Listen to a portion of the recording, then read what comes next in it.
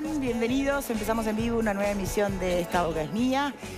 Hoy vamos a estar hablando de lo que está en la boca de todo el mundo. Son las famosas mentiras o noticias falsas. Llámale bots, llámale trolls, llámale HDP, ¿no? Sí, porque, a ver, ¿hace cuánto que sabemos que en las redes sociales circula cualquier cosa? HDP no lo conocía, ¿no? Pueden ser individuales o colectivos, organizados o lobos en solitario. Pero caramba, que cualquiera dice cualquier cosa en las redes sociales no es novedad. Lo que pasa es que ahora se meten con candidatos o precandidatos para el periodo electoral y entonces hay que tomarlo en serio. Está muy bien. Está bien. No es lo mismo que se critique a cualquiera que a un precandidato. O debería ser lo mismo. No sé. Vamos a ir con esos temas y sobre todo con tomar conciencia realmente, porque al final, ¿qué lees? ¿Cómo sabés que lo que estás leyendo es o no es? Pero vamos antes a un tema también prioritario que tiene que ver con un proyecto. Miren que el Parlamento está como loco, presentando proyectos, aprobando, que pasan de una cámara a la otra. 5 años así sería bárbaro, ¿no? Claro, no habría que sacar una estadística de si es normal que en los últimos meses o en el último año surjan todos los proyectos que estaban o encajonados o no. Pero bienvenido sea igual el punto, porque surgen proyectos que están muy buenos y se avanzan en muchos sentidos. Hubo una ley en el 2017 que creaba un registro de obligados a la pensión alimenticia. ¿Se acuerdan? Porque también es histórico y tampoco es exclusivo de nuestro país, la cantidad de niños que terminan siendo vulnerados en sus derechos cuando sus papás se separan, se divorcian, y las pensiones alimenticias que incluso que la propia justicia decide no terminan llegando a los niños. Y ahí hay un montón de circunstancias, pero en parte es porque era muy difícil saber si quien está obligado de alguna manera tiene o no tiene recursos, si la pensión que está dando es por encima de sus posibilidades, ¿no? Y se le ahorca, o si en realidad muy por debajo de sus posibilidades. Por eso a esa ley del 2017 que solo hablaba de un registro le faltaba algo, ¿no? Le faltaba, bueno, a ver, fantástico, hay registros de los que están obligados, los lleva el registro del BPS, pero ¿cuál es el patrimonio de este obligado? ¿Cuáles son sus bienes? ¿Cómo sabemos si se le está pidiendo demasiado? Si se está abusando del obligado o si por el contrario el obligado es un vivo bárbaro. Digo, me parece que son temas muy importantes, pensando siempre en los derechos de los niños, niñas y adolescentes que terminan en el medio siempre de las cuestiones de los adultos. Tenemos un móvil en este momento porque quien impulsó este proyecto que habla justamente de la obligación de presentar declaración jurada a los obligados, ¿no?, a pensión alimenticia, es del diputado Radío, independiente, que está en España. Pero entonces en este momento nos está acompañando el diputado del Partido Colorado, Ope Pasquet, que está junto con Diego Travieso. Buenas tardes para los dos. Victoria, ¿qué tal? Muy buenas tardes para todos. Estamos con el diputado Ope Pasquet, muy bien tú decías. A propósito de esta ley, ¿cuál es la implicancia de este proyecto de ley que pasó al Senado, que se votó por unanimidad en diputados? ¿Qué va a cambiar con respecto a lo que está ahora de los padres que no viven con sus hijos y tienen la obligación de pasar precisamente a los hijos por mes esta pensión alimenticia? Pasquet, buenas tardes. ¿Qué implica este proyecto de ley? ¿Qué importancia tiene de aquí en más? De lo que se trata es de que la persona que es demandada para servir alimentos tenga que hacer una declaración jurada de bienes e ingresos. Entonces la persona dice qué tiene, cuánto gana, cuáles son sus ingresos por todo concepto. De eso que el obligado declara, se le da la posibilidad de opinar a la parte actora, a la que reclama los alimentos. Y ella dirá si le parece que la declaración es correcta o no, y en función de esa eventual oposición de la parte actora, la demandada, el juez podrá disponer un peritaje para determinar si lo que se dijo en la declaración jurada es cierto o no. Y si no es cierto, si se comprueba que no es cierto, el juez, entre otras cosas, tendrá que disponer que el expediente, digamos, pase a la Fiscalía General para estudiar las responsabilidades penales a que hubiere lugar. O sea, la persona que mienta cuando haga su declaración jurada puede incurrir en un delito y todo este mecanismo tiende a determinar eso y en ese caso, bueno, hacer efectivas las sanciones que correspondan. ¿Y este delito qué sería a nivel penal? Mire, por supuesto que cada caso puede ser distinto, pero podría haber una falsificación ideológica por un particular. Ese sería un delito posible.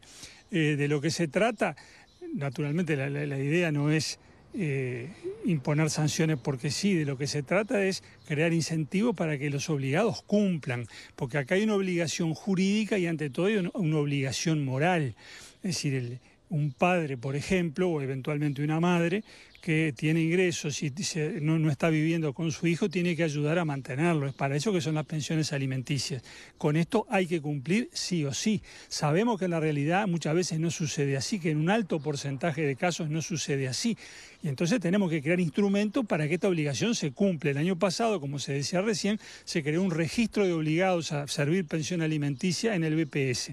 Esa es una herramienta, pero ahora agregamos otra, que esta herramienta puede determinar la sanción penal del que oculta sus ingresos o miente a propósito de sus ingresos para pagar menos, dice que gana menos. Bueno, se le va a hacer más difícil con esto. No quiere decir que es imposible, es aquello, echa la ley, echa la trampa, pero por lo menos se crea una herramienta más para que el juez pueda buscar la verdad y que el que debe cumplir, cumpla como corresponde. Victoria, te escuchamos. Sí, diputado, ¿cómo le va? Se entiende... ¿Qué tal, Victoria? Se entiende muy bien el valor o la herramienta que suma esta nueva propuesta a lo que era la ley que suponía el registro. Está clarísimo. Y como usted plantea, seguramente habrá quienes puedan burlarlo si de verdad quieren hacerlo, pero es una herramienta más. El problema es qué pasa con todo el sector de uruguayos que tienen un trabajo informal, que no es porque... Esto es para los que están obligados, y para estar obligados tienen que estar en el registro, y eso lleva cuenta el BPS, pero si hay un papá que, por ejemplo, no está en negro trabajando o hace changas, es decir, cuando están por fuera del mercado legal u oficial, ¿cómo se puede velar por el derecho de esos niños que también tienen el derecho a la pensión alimenticia y ahí no hay de dónde agarrarse para saber si el papá efectivamente puede pasar pensión, cuánto debería? ¿Qué se hace con ese sector? Bueno, como le decía recién, esta ley no resuelve todos los problemas. Si hay alguien que está absolutamente resuelto a ocultar lo que gana, a defraudar a la ley, a incumplir sus obligaciones, a ocultarse y cuenta además con eventualmente la complicidad de quien lo emplee y se presta a participar de este juego, bueno, es posible que evada todos estos mecanismos. Pero le va a ser más difícil, porque si en un caso como este, en el caso previsto por la ley, el juez designa un perito y el perito va a donde se supone que esta persona trabaja y trata de verificar con los documentos de la empresa si efectivamente gana lo que dice ganar, etcétera, bueno, quien se preste a respaldar sus declaraciones, puede él eventualmente incurrir en responsabilidad penal también. Ahora, si el trabajo es en negro, no hay ningún registro, son changas o trabajos ocasionales, lo que no queda ningún registro, bueno, seguramente esta ley no va a servir porque son cuestiones de hecho que no se podrán verificar a través de un procedimiento judicial. Exacto, y justamente por ahí va la pregunta, si se ha pensado en si existe alguna forma de poder contemplar que también estén garantizados los derechos a la pensión de los niños cuando sus progenitores están por fuera del mercado formal. ¿Qué se podría hacer? No, mire, para eso, para digamos, la gente que está totalmente fuera del sistema, en el mercado informal, no sabemos que haya hoy por hoy alguna herramienta disponible. Por eso hace tantos años que este problema existe y no se ha podido resolver. Cada vez se va achicando el problema porque aumenta la formalización, aumentan los controles, se crean registros, se crean mecanismos como este, pero siempre un margen habrá donde quedará, yo qué sé, el papel, por ejemplo, de un investigador privado o algo así. Pero son cuestiones que ya van mucho más allá de lo que es el alcance de este proyecto. Bien. Y en general, ¿usted cree que el tema de evadir la obligación de la pensión alimenticia es una cuestión de la cultura patriarcal o es una cuestión de bolsillo? Que así como evadís la DGI también a la pensión alimenticia, digo, ¿Cuál le parece a usted que que es la base de este problema? Mire, seguramente hay 1000 casos distintos, situaciones diferentes, pero lo que uno ha visto en el ejercicio profesional muchas veces es que lo que hay es que la pelea entre los padres termina descargando sus consecuencias sobre los hijos. Es decir, no pagan la pensión porque no quieren eventualmente que la madre haga con el dinero esto o aquello que el que tiene que pagar la pensión entiende que hace. Entonces, con ese tipo de razonamientos y ese tipo de enojos, no, porque ella gasta en esto o en aquello y yo no quiero, porque si fuera para el chiquilín yo pagaría, pero yo sé que es... En fin, ese tipo de discurso lleva en definitiva al incumplimiento. Y me parece que frente a eso no puede haber tolerancia alguna. Hay que utilizar todos los mecanismos que se tengan para que quien tiene que cumplir, cumple efectivamente. Muy bien. Diputado, muchísimas gracias por su tiempo. Muchas gracias, Diego. Con mucho gusto, Victoria. A la orden. Gracias a vos, Victoria. Adelante. ¿Y a ustedes qué les parece? Que hay mucho vivo en la vuelta, ¿no? Pero la cuestión es de bolsillo o es más vinculado a conflictos de pareja, digamos, más a lo patriarcal, ¿no? Al poder dominar a la mujer es lo que hace con la plata. No. El tema está en que el hombre, en general, en esta cultura, no asume la responsabilidad de ser padre. ¿Tá? Entonces, si hay 47% de hombres que no pasan, ¿tá? No son todos avivados para tratar de escapar la DGI. Están, evidentemente, ignorando su responsabilidad como padres. Y eso es machismo, eso es cultura patriarcal, eso no se cambia solo con leyes. Las leyes ayudan, pero me parece que hay que ser mucho más fuerte en la incidencia del cambio cultural que hay que hacer. Los hombres no se ocupan de los niños y muchas veces cuando están juntos tampoco se ocupan de los niños. ¿Tá? Entonces no es solamente el tema del bolsillo, no, o la venganza contra la mujer, no. Es el tema de que los niños son propiedad de la mujer, no importa, encárgate vos que yo tengo que hacer otras cosas. Yo creo que en el fondo pesa eso. ¿Qué pensás, Vero? Yo creo que algo de razón tiene García. Si lo digo yo me iban a... Pero como lo dice García, me parece muy bien. Además, es una cuestión que no es solo monetaria. Cuando tú hablas de los hombres, no se ocupan. Después del divorcio, muchos padres entienden que se divorciaron también de los niños y entonces llevarlos al médico... Bien, pero convengamos que el alcance de este proyecto, como el mismo de la ley anterior, es puramente económico. Estamos hablando de pensión. Es económico y yo no soy, una vez más, no soy optimista respecto a esto porque, por ejemplo, tú mencionabas que está vigente un registro nacional de deudores. De obligados se llama. No, hay un registro de obligados. Ese lo lleva el BPS, ¿no? Claro. Pero hay un registro nacional de deudores que está desde el 2017, que son las personas que están obligadas a pagar y no han pagado. La ley establece que esas personas no podrían acceder a tarjetas de crédito, no podrían abrir cuentas bancarias. ¿Saben qué sucede con el registro? Que, entre otras cosas, no se cruzan los datos con el del BPS. Hay que ir de parte a registrar a la persona que ha incumplido y nadie controla eso. A nadie en este país se le ha negado una tarjeta de crédito o abrir una cuenta bancaria porque debe una pensión alimentaria. Así que este asunto de la declaración jurada y demás, yo creo que hasta que no se pongan las pilas y empiezan a controlar en serio, en otros países hay penas de prisión. Usted no puede salir del país, no puede sacar la libreta de conducir. Y digo usted porque también la pensión puede ser al revés, por más que el 90% estamos hablando de hombres que deben pasar a mujeres. Y también hay otra cosa que habría que aclarar, que decía por allí el senador, esa idea de que la mujer, bueno, hay aquí en nuestro país antecedentes jurídicos de jueces que han obligado a las mujeres a rendir cuentas de lo que hacen con la pensión alimentaria, cosa que me parece estupendamente bien. Así que eso no es excusa, señores. Usted puede preguntar en qué se ha gastado el dinero. Perfecto. ¿Por aquí? O sea que por falta de normas y de leyes no es el problema. Entonces, volvemos a lo que hablábamos la semana pasada, cuando se aprueban y se sancionan leyes que son un simple saludo a la bandera y que no solucionan el tema de fondo. Si hay un mecanismo como si en otros países, y Verónica citaba el caso de legislación comparada, y creo que viene a cuento, los regímenes son más duros, es decir, establecen no solamente la potencialidad de sufrir una represión penal porque se hizo un delito de falseamiento ideológico, que es una posibilidad. Ya además es discutible que se use el derecho penal como herramienta para hacer cumplir una obligación civil. Es otra discusión. Pero es una discusión válida, pero es otra discusión.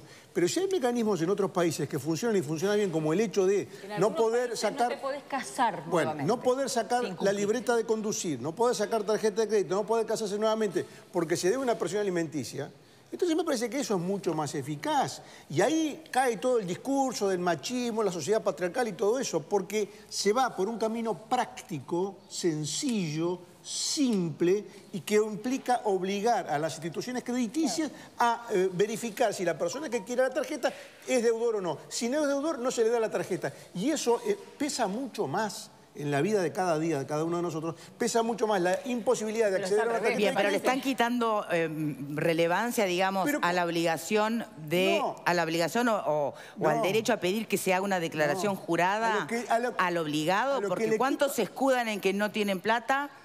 ¿Y cuántos hay que de verdad no tienen? A lo que le quito relevancia es a la amenaza de aplicar el derecho penal. Si en este país los ladrones los mandan para la casa, ¿van a poner preso a alguien que se olvidó de apuntar si tiene una casita en un balneario? Por favor, seamos serios. La cultura patriarcal es la que hace que esa ley no se aplique como se debería de aplicar, porque el costo político de aplicar eso a rajatabla, hay que ver quién lo quiere pagar. ¿Y entonces para qué hacen eso? ¿Para llenar el ojo? A ver, Alejandro, ¿qué pensás? A mí este asunto, lo digo con franqueza, para mí es uno de los grandes misterios que yo como varón no he podido dilucidar acerca de qué le pasa a los varones, qué le pasa a los padres, que una vez que se separan, tiene razón Alfredo, a veces ni sin necesidad de separarse, tienen una actitud abandónica, prescindente. La verdad es una cosa que no logro entender. Casi la mitad de los niños de 4 años o menos en Uruguay hoy día no reciben pensión.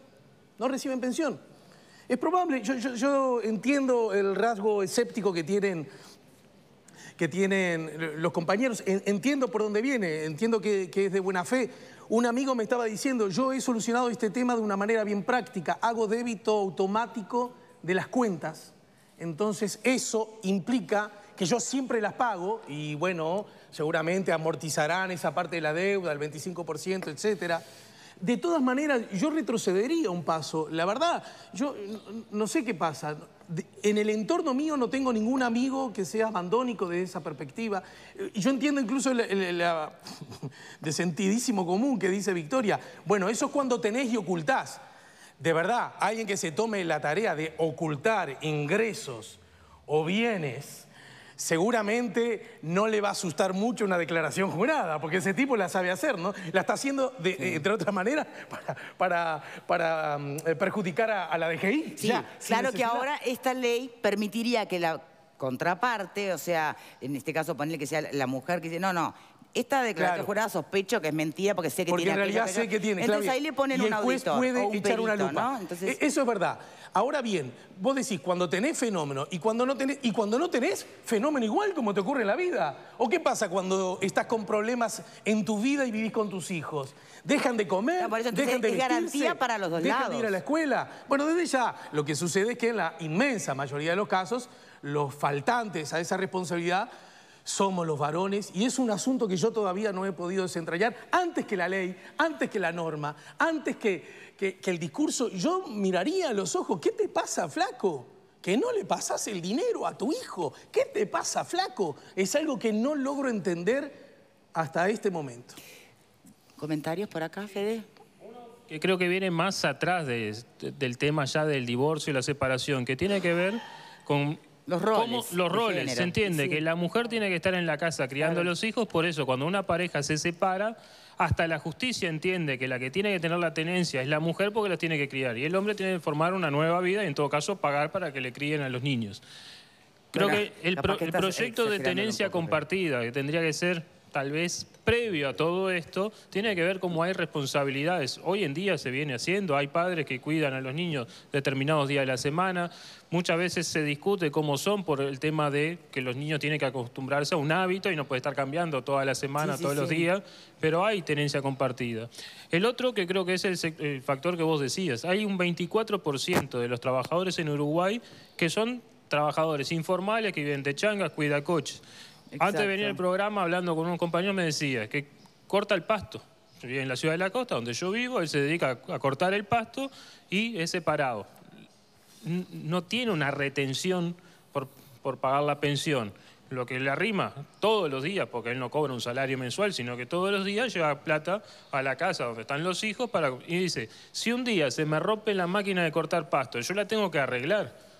Si no la arreglo, no le puedo pasar plata. Y eso dice que más o menos... Pero cuando vivía con ellos, la lógica era la misma. O sea, se privaban. La lógica no tiene que desaparecer porque dejas de vivir. Lo mencionaba el diputado Pasquet, hay mucho argumento, mucha cosa en la vuelta de esa fantasía de que las madres se gastan el dinero y después lo mandan con los championes rotos a la casa del padre el día que tiene visita. Entonces el padre, para poder salir con los hijos, le termina comprando ropa o tienen... Pero hay toda otra realidad. Pero las mujeres deberían poner resistencia en tener que hacer una, digamos, refrenda de gastos. No, es que eso... ¿O sería lo mejor, mira, para todos? Eso ya está. Cualquier padre que quiera o cualquier madre. Nos quedamos con ese punto y volvemos ahora, después de la pausa. Está bueno, ya venimos.